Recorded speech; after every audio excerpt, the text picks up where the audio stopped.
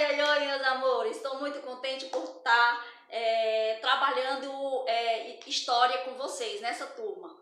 E a nossa aula de hoje está no capítulo 6 do livro de histórias de vocês. Então pegue o material de vocês e vamos aprender um pouquinho sobre a formação da Grécia.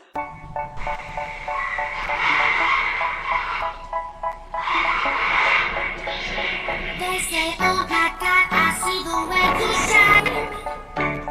Take your hand, my dear, and place them both in mine. You know you stopped me dead while I was passing by. And now I beg to see you dance just one more time. Bom, pessoal, no capítulo 8 do livro de vocês, nós vamos aprender um pouquinho sobre a Grécia, né? Como foi formada a Grécia. E nós vimos de antemão que ela é formada por 4 tipos de povos, né? O pré-homérico, o homérico, o arcaico e o clássico. Bom, lá no comecinho do assunto, diz que diversos aspectos que se costuma chamar de cultura ocidental têm origem no mundo grego. A filosofia, a medicina, a primeira referência à democracia, o teatro, as Olimpíadas e até mesmo diversas palavras do nosso vocabulário cotidiano foram criadas pelos gregos. Bom, os gregos chamavam a si mesmo de helenos e a sua sociedade Elade. O nome grego foi criado pelos romanos, que se estenderam a todos os habitantes desse território. O nome da primeira tribo, Helena, que encontraram na região. E a Grécia Antiga, ela era formada pelo conjunto das sociedades que se desenvolveram nas regiões em torno do mar Egeu, cujo litoral é pontilhado por ilhas. Ali se estabeleceram grupos de origem indo-europeia que contribuíram para a formação das sociedades gregas a partir de 2000 anos antes de Cristo. Então, a sociedade ela foi dividida em 4 povos. Os homérico, pré-homérico, que foi desde o século 20 a.C. ao século 12 a.C. É o período de formação da Grécia e a história é marcada pelas sociedades minoica e micena. Já o período homérico, do século 12 a.C. ao século 8 a.C., é a fase da história grega, cujas principais fontes são as epopeias escritas pelo poeta Homero. Já o período arcaico, ele vai do século 8 ao século 5 a.C. Ele vai corresponder à formação das polis gregas, com destaque para as cidades-estados Atenas e Esparta. Lembra que Atenas é considerado o berço das artes e Esparta é considerado a cidade dos fortes, dos guerreiros, dos heróis, tá bom?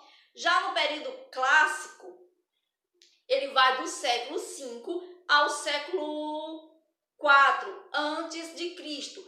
É considerado o auge do domínio grego no mar Mediterrâneo e marca a consolidação da democracia ateniense. Bom, no período homérico, tem na página seguinte aí, vocês vão ler muitas histórias que foram contadas sobre a origem da Grécia. Então, assim, existem muitas histórias fantasiosas sobre a fundação da Grécia. Muitas histórias que vai envolver deuses dentro da mitologia grega e muitas coisas não se sabe realmente se é verídica ou não. Como, por exemplo, uma delas é contada a respeito da história do Minotauro, uma criatura com corpo humano e cabeça de touro, né? Diz a lenda lá da ilha de Creta que serviu de cenário para a história do herói Teseu, que ele teria matado esse terrível monstro que assombrava os atenienses. Segundo a mitologia grega, Poseidon, que é conhecido como o deus do mar, enviou a Minos, rei de Creta, um touro branco que deveria ser sacrificado em sua honra, em honra do Poseidon. Só que como vingança, deslumbrado com a beleza do animal, por ser tão bonito, o rei Mino resolveu não matar. E Poseidon lançou um feitiço, uma bruxaria talvez, né? Para que a rainha se apaixonasse pelo touro. E foi aí que a rainha se apaixonou, engravidou e nasceu o Minotauro, certo? Dessa paixão. Então são histórias assim meio que absurdas. Daí esse Minotauro ele passa a morar dentro de uns labirintos e é quando vai aparecer o herói Teseu, que sempre era oferecido para aplacar a ira lá dos deuses, sacrifícios de humanos, né? Por exemplo, era sacrificado moças virgens, 7 rapazes e moças virgens, que eram jogadas lá dentro do labirinto para serem devoradas pelo Minotauro. E foi aí que vai aparecer o nosso herói, né? Teseu, filho do rei Egeu, de Atenas, que se oferece como voluntário para acabar com toda essa história. Só que Ariadne, né, que é filha do rei Minos, que era apaixonada por Teseu, para que ele fosse bem sucedido, ela vai dar para ele um novelo de lã, para que ele possa marcar o caminho de volta, já que era um labirinto, então era muito difícil da pessoa encontrar o caminho de volta, certo? Então aí que ele mata o Minotauro e acaba escapando da ilha de Creta, na companhia da sua amada Ariadne e com seus companheiros atenienses. Já na sociedade minoica, é possível observar que a ilha de Creta está situada no mar Egeu. Os arqueólogos nomearam essa sociedade minoica devido à homenagem ao lendário rei Minos, um de seus principais governantes. O dia a dia da cidade girava em torno do imenso palácio, com mais de 1.500 cômodos, repletos de esculturas e pintura. Então os gregos eles produziram muito. O Palácio Real tinha capacidade para abrigar milhares de pessoas. Então, os vestígios indicam que a principal cidade cretense, Knossos, era o centro do império comercial. Essas escavações elas foram feitas nesse local e os arqueólogos descobriram que os cretenses estavam acostumados a viajar pelo mar. Inclusive, tinham contatos comerciais com a sociedade egípcia, porque foram encontrados objetos gregos no Egito, como também objetos egípcios na Grécia. A arte sempre representava temas religiosos. Símbolos sagrados eram colocados nos palácios e nas casas. O rei controlava tanto a política quanto a religião. Como chefe religioso, suas leis eram um símbolo de força maior dos deuses. Não se sabe ao certo as causas, mas as cidades monaicas desapareceram por volta de 1450 a.C. Alguns historiadores acreditam que a destruição foi provocada por uma poderosa erupção vulcânica, seguido por um tsunami. Então, a maioria deles, porém, afirma que a causa da destruição foi a invasão de Saque feito pelos micênicos. Já a sociedade micênica, ela também não deixa de ser tão interessante como as demais.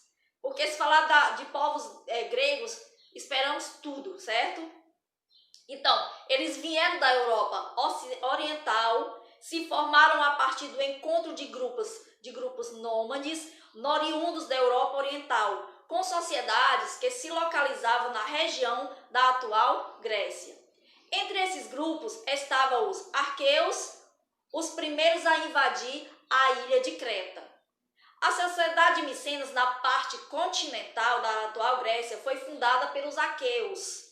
Foi descoberta após escavações arqueológicas. Então, essas escavações, elas nos comprovam que realmente essas cidades existiram.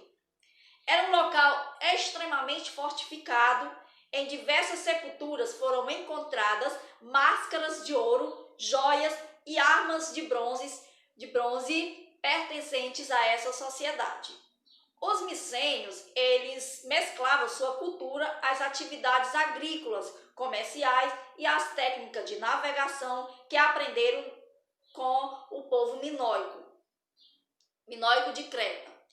Construíram um palácio onde seus reis dirigiam os negócios, guerras eram constantes, lutas internas pelo poder e provavelmente mudanças climáticas prejudiciais à agricultura acabaram levando à destruição da sociedade micênica por volta de 1150 a.C.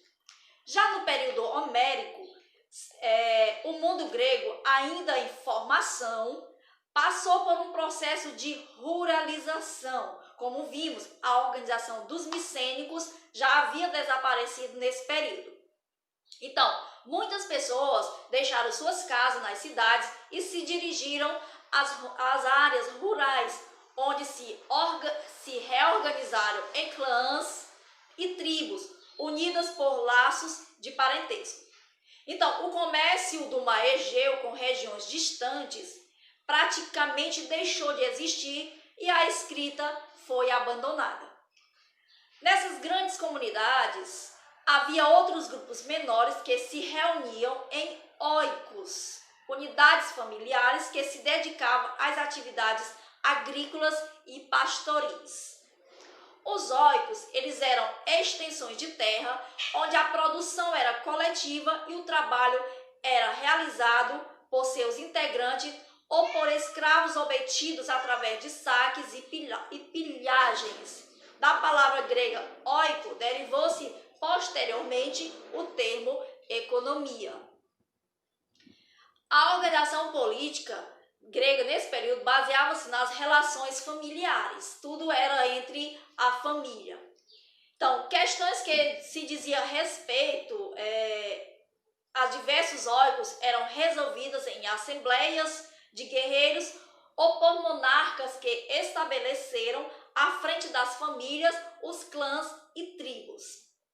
A preservação do passado se fazia pela tradição oral, em que os poetas contavam a história por meio de poesia. Então era dessa forma que era repassado os conhecimentos, em forma de poesia, que era uma forma mais atrativa. Então, durante o século VIII a.C., o indivíduo chamado Homero teria reunido essas histórias em 2 livros chamados Ilíade e Odisseia. Não se sabe ao certo se esses textos foram mesmo escritos por Homero, não tem comprovação científica a respeito disso. Então, por trás dessas obras, havia séculos a fio de uma poesia até então que era oral, composta, recitada e transmitida por poetas sem o uso da escrita. Então fica meio que difícil você confiar na veracidade desses fatos. Aí tem também o episódio da Guerra de Troia. A Ilíade conta a história do rapto de Helena, que era a esposa do rei Menelau de Espartas, pelo príncipe Paris, filho do rei de Troia, que Troia era uma cidade fundada pelos cretenses. Agamenon era o poderoso rei de Micenas e irmão de Menelau. Organizou um exército com homens de toda a Grécia para atacar Troia. Mas o herói dessa história não é Menelau nem Agamenon, e sim Aquiles, um novo personagem que entra aqui no meio da história para se safar de um feito. Então, Aquiles era filho do rei Pereu e de Tétis, uma Nereide, espécie de ninfa ou sereia. Então aqui aparece mais um ser híbrido, mais uma história fantasiosa pelos gregos, né? Como eu falei, dos gregos podemos esperar tudo. Então, que habitavam o mar, com outros tantos heróis gregos, era filho de descendente de humanos e seres divinos. assim como Hércules também, que era filho de um deus e de uma humana. Conta a lenda que os gregos, mesmo depois de muito tempo de guerra, não conseguiram invadir a cidade de Troia. Então, o que eles fizeram? Eles construíram um enorme cavalo de madeira e no seu interior eles esconderam diversos soldados gregos.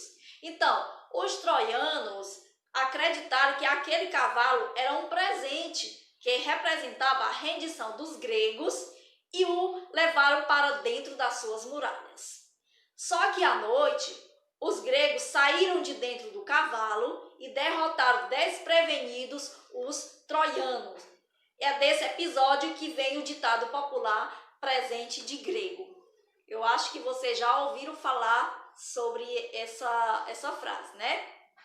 Então, já a Odisseia vai narrar as aventuras de Odisseu ou Ulisses em seu retorno para casa depois de ter lutado na guerra de Troia. Então, na sua viagem de volta ele teria demorado 10 anos e no caminho teve de enfrentar monstros terríveis e vários obstáculos. Conseguiu vencer todos eles com a sua força e principalmente com a sua inteligência. Então, vocês podem conferir aí na página 125 toda a história sobre a inteligência de Ulisses, que acabou chegando numa ilha onde habitava um ciclope e que ele acabou vencendo esse ciclope usando enigmas. Bom, já no período arcaico, as comunidades e familiares formaram-se desagregando lentamente. O aumento da população e a falta de terras férteis são considerados os principais elementos que modificam a vida dos gregos antigos. Então, para enfrentar as disputas pelas melhores terras, alguns oicos mais próximos estabeleceram as famosas alianças. Então, essas uniões produziram modificações políticas e econômicas que foram enfraquecer o poder dos paterfamília e fortaleceram os poderosos chefes militares denominados basileiros. As terras e a produção deixaram de ser coletivas e as melhores porções da terra foram controladas por um pequeno grupo de eupátridas. Surgiu assim, então, a aristocracia grega. Então, essa palavra ela vem da língua grega e significa governo dos melhores. O grupo que exercia poder construía também uma imagem positiva a seu respeito. Se consideravam os melhores da sociedade, os aristocratas. Eles transmitiram seus poderes para seus filhos, netos, bisnetos, enfim, o poder era hereditário. Já as cidades-estado gregas, elas se formaram ao longo do século 8 a.C., com a crescente concentração de terras férteis pelos eupátridas, ressurgia então aí a vida urbana. Aos poucos vão se desenvolvendo as famosas cidades-estados, ou polis no singular. As polis eram pequenas unidades políticas separadas por montanhas difíceis de atravessar. Por isso, o principal contato entre elas estabelecia pelo mar. E as principais cidades-estados gregas foram Atenas, Esparta, Argos, Corinto e Tebas. E para resolver o problema da escassez de terras férteis, as polis se organizaram e seus habitantes partiram pelo mar Mediterrâneo em busca de novos territórios, onde fundaram diversas colônias. Então, cada poli era independente e tinha suas próprias instituições. Os conflitos entre as polis eram frequentes. Aí nós temos a questão da vida em Atenas, que é contada a lenda do deus grego Zeus, né, que era o supremo, que ele teria criado e desafiado os deuses Atena e Poseidon para que um deles se tornasse o padrinho, né, o padrinho da cidade. Só que cada um dos deuses teria de oferecer um presente à cidade. Aquele que agradasse mais os habitantes seria o vencedor. E no caso, a deusa Atenas teria ganho a disputa porque ofereceu à população a oliveira, cujo fruto, a azeitona, é a base para fabricar o azeite, alimento que se tornou um dos principais produtos de exportação da Grécia até os dias atuais. Atenas foi a mais importante cidade-estado grega. Chegou a possuir cerca de 350 mil habitantes, dos quais 35 mil eram homens, os únicos considerados cidadãos com direitos políticos. A maior parte da população era composta de mulheres, crianças, estrangeiros chamados de metecos e escravos. Nenhum desses grupos possuíam direitos políticos. Como todas as outras, houve crises e reformas. Então, por volta do século 7 a.C., Atenas enfrentava uma crise social. Por não pagarem suas dívidas, muitos camponeses perdiam suas propriedades e se tornavam escravos, o que gerava revoltas. Depois de muitas lutas, a pressão sobre os governantes, os camponeses conseguiram uma importante vitória. Já no ano de 621 a.C., foi criado o primeiro código de leis escritas. Até aquele momento, as leis eram baseadas nos costumes e só os aristocratas tinham domínio sobre elas.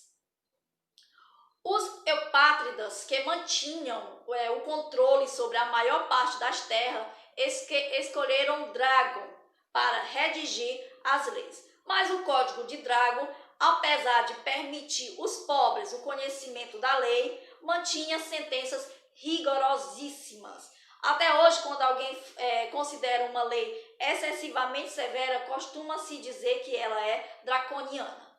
Então, os problemas dos camponeses continuaram, mesmo com as primeiras leis escritas, e Atenas continuava para uma guerra civil, ou seja, uma guerra interna entre os grupos da mesma sociedade.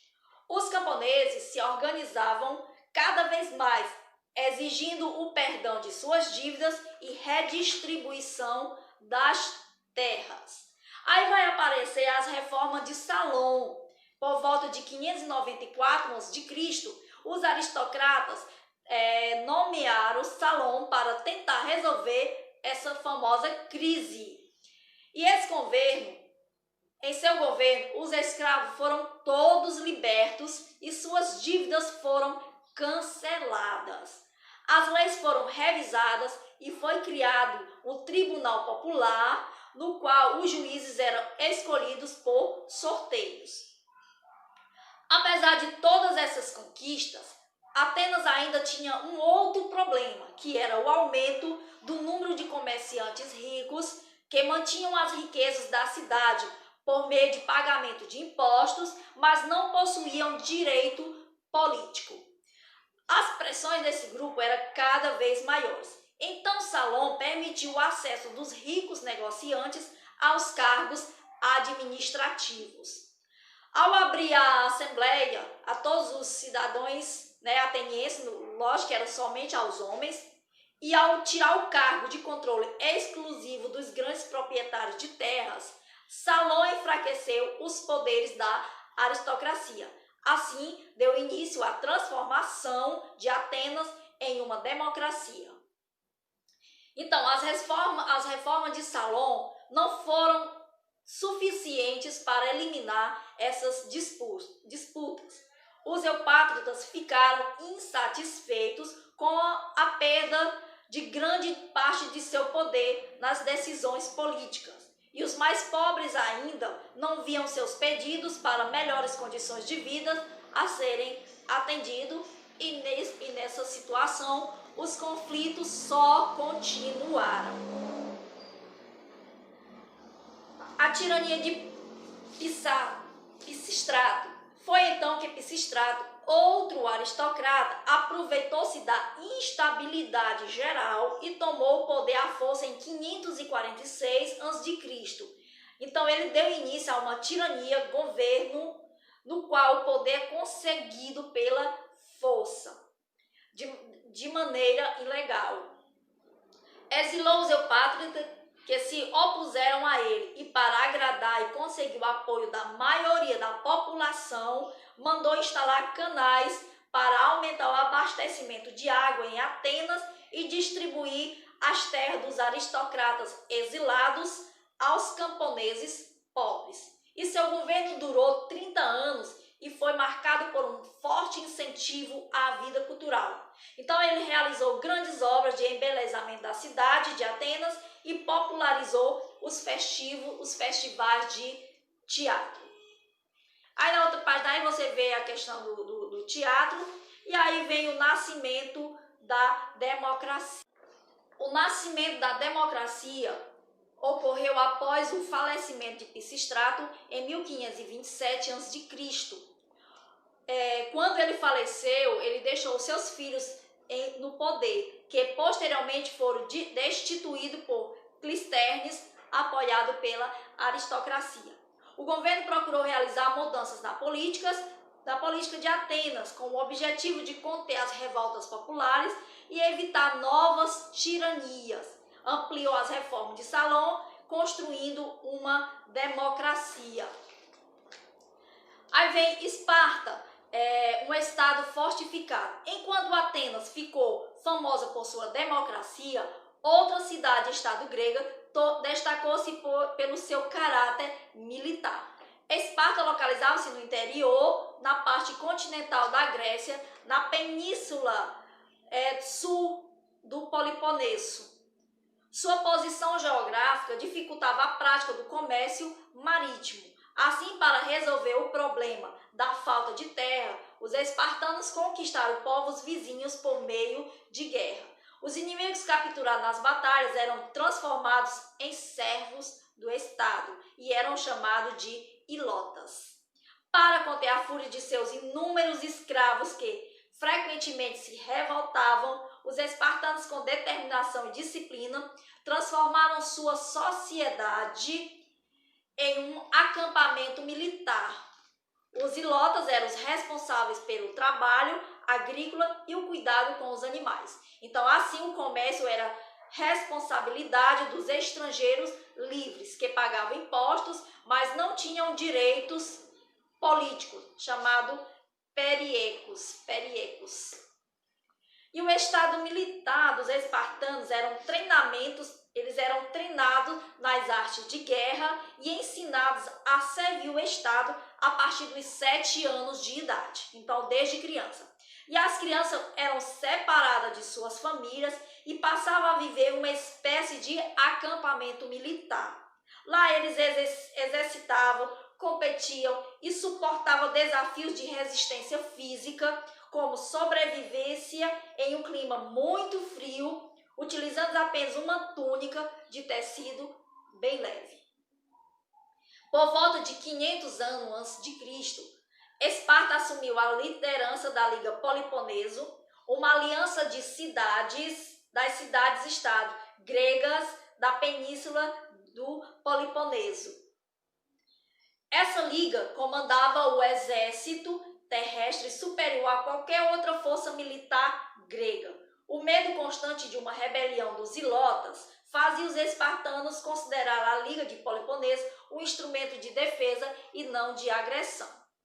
Em Esparta, ao contrário de Atenas, a política era discutida pelos cidadãos. A criação das leis espartanas era atribuída ao legislador mítico chamado Licurgo, que teria vivido entre 9 e 8 a.C., no século 9 e 8 a.C. Após a elaboração das leis, ele teria abandonado a cidade e a partir daí eles teriam se tornado inquestionáveis.